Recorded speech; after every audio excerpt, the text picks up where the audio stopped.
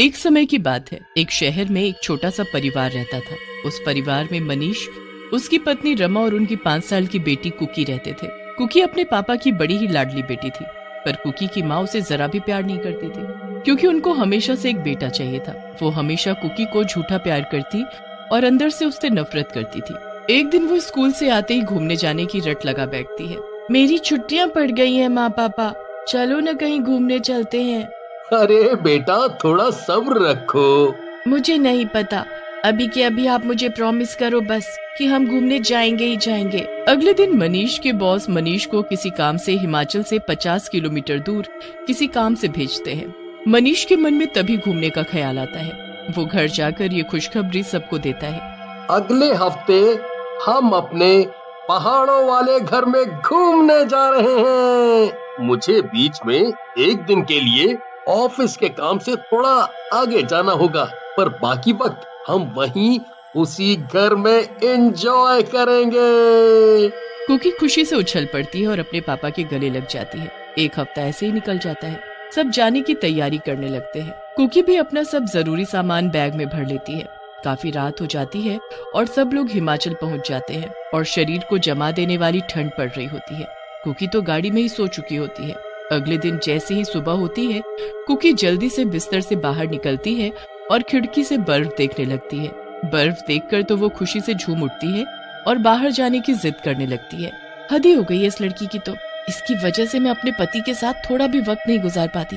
जब देखो फेविकोल की तरह चिपकी रहती है, पापा ये पापा वो।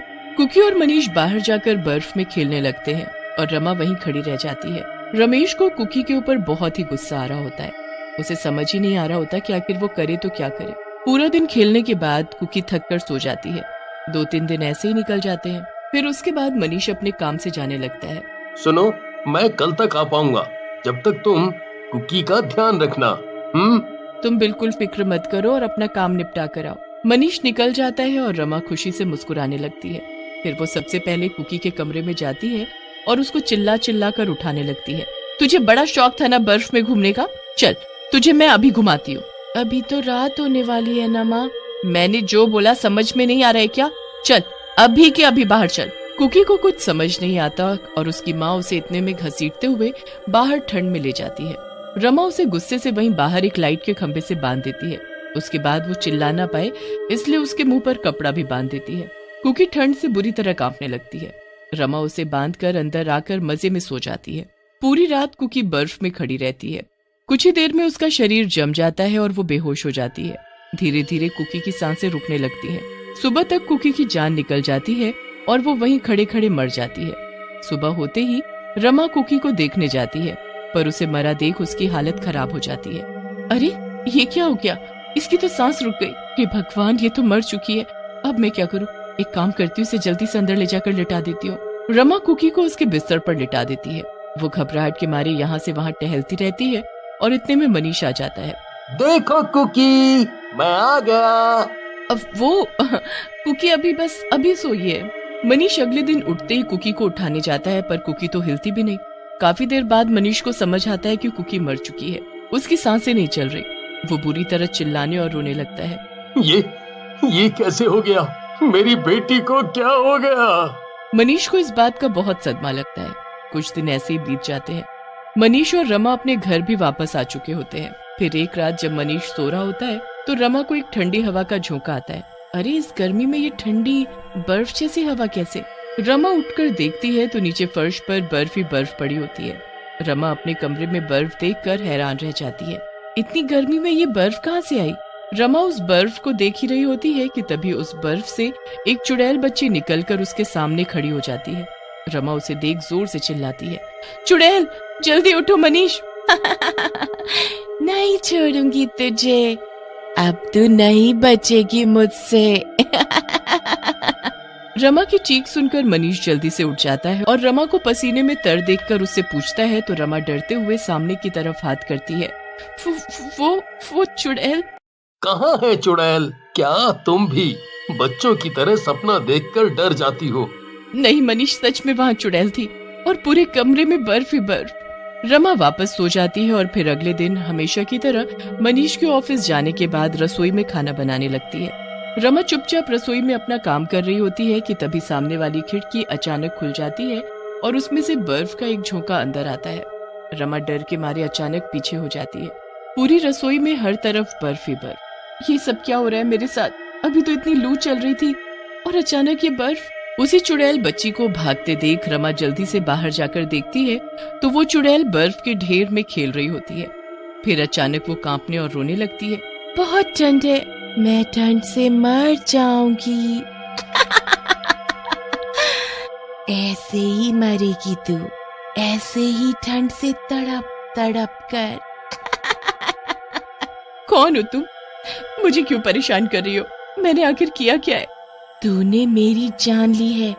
मैं कोई और नहीं बल्कि तुम्हारी बेटी कुकी हूँ। चुड़ैल नहीं, तुम्हारी बेटी हूँ जिसे तुमने मार डाला। अब मैं अपनी मौत का बदला लेने आई हूँ और अपना बदला लिए बिना मेरी आत्मा को शांति नहीं मिलेगी। नहीं नहीं, ऐसा नहीं हो सकता। तुम कुकी नहीं हो सकती। नहीं नहीं। रमा वहाँ से भाग जाती है और सीधा अपने कमरे में जा छुपती है। उसे कुछ समझ नहीं आ रहा होता कि वो करे तो क्या करे, क्योंकि वो ये बात अपने पति को भी नहीं बता सकती थी। रमा हर वक्त डरी रहती है और मनीष के आने का इंतजार करने लगती है। मनीष रमा को देख उससे पूछता है तो वो घबराकर जवाब देती है, वो बस कुछ नहीं, वो बस मैंने रात को जो सपना देखा था ना, उसी से डरी हुई हूँ। क्या हुआ माँ? सच बताने में डर लग रहा है क्या? चुड़ैल, बचाओ बचाओ। मनीष मनीष, मुझे बचाओ, मुझे इस चुड़ैल से बचाओ, ये मुझे मार डालेगी। क्या हुआ रमा? आखिर तुम्हें हुआ क्या है? वो चुड़ैल वो मार डालेगी मुझे बचा लो मनीष। मनीष रमा को तसल्ली से कमरे में ले जाता है। रमा अभी भी डर से कांप रही होती है। जैसे तैसे रमा सोने की कोशिश करती है पर उसे हर वक्त ठंड लगती रहती है। इतने कंबल उड़ाने के बाद भी रमा का शरीर ठंड से जम रहा होता है और धीरे धीरे उसके शरीर पर बर्फ जमने लगती है। मनीष उसकी ये हालत देखकर बड़ा ही परेशान हो जाता है। कुछ तो गड़बड़ है रमा। इतनी गर्मी में तुम्हारे शरीर पर बर्फ जमने लगी है। बस कुछ समय और, सुबह तक तुम भी मेरी तरह तड़प तड़प कर मर जाओगी। नहीं नहीं, मैं मरना नहीं चाहती, मुझे मत मारो, मुझसे गलती हो गई, मुझे माफ कर दो। कुकी देखो कैसे मुझ पर हंस रही है, वो मुझे मार डालेगी, ये सब उसी ने किया है। पर वो तो मर चुकी है रमा, वो यहाँ कैसे, कहाँ है? वो देखो ना, वो मेरे सामने खड़ी कैसे हंस रही है। मनीष इधर उधर देखता रहता है पर उसे कोई दिखाई नहीं देता। उसे लगता है कि रमा की दिमागी हालत कुकी के मरने की वजह से खराब हो गई है, पर उसे बर्फ के जमने का कारण समझ नहीं आता। रमा भी लगातार पागलों की तरह उस चुड़ैल बच्ची को देखकर चिल्लाती रहती है। मनीष के लाख कोशिश करने पर भी वो डॉक्टर के पास जाने से मना कर देती है, क्योंकि उसे पता होता है कि ये कोई बीमारी नहीं है, ये सब तो कुकी का किया हुआ है और वही सब ठीक कर सकती है। आधी रात तक रमा की हालत बहुत ही खराब हो जाती है। मुझे बचा लो, मुझे मत मारो। कभी नहीं, तुमको मरना ही पड़ेगा और अगर तुम बचना चाहती हो तो सब अपने मुंह से सच सच मेरे पापा को बताओ कि कैसे तुमने मेरी जान ले ली। नहीं नहीं, मैंने तुम्हारी जान नहीं ली, वो तो गलती से। किसकी जान ली है तुमने? कुछ तो गड़बड़ है रमा। क्या छुपा रही हो मुझसे? सच बताओ, सच बताओ। रमा इतना डर जाती है कि वो सब सच सच बक देती है। उसकी बात सुनते ही मनीष जमीन पर सर पकड़कर बैठ जाता है और तेज तेज रोने लगता है। मनीष की इतनी बात सुनते ही कुकी उसको दिखने लगती है। कुकी को देख मनीष बहुत दुखी भी होता है और खुश भी। इसमें आपकी कोई गलती नहीं थी पापा, मुझे तो खुद नहीं पता था कि मेरी माँ मेरे साथ ऐसा करेगी। खैर, अब इनको इनके किए की सजा जरूर मिलेगी। नहीं, मुझे माफ कर दो। कुकी वहाँ से गायब हो जाती है और रमा पहले की तरह ठीक भी हो जाती है, पर मनीष उसे छोड़कर हमेशा के लिए उसी घर में रहने चला जाता है जहाँ कुकी की मौत हुई थी। और रमा जिंदगी भर अकेले उस घर में पड़ी रोती रहती है और अपने किए कर्मों की सजा भुगतती रहती है।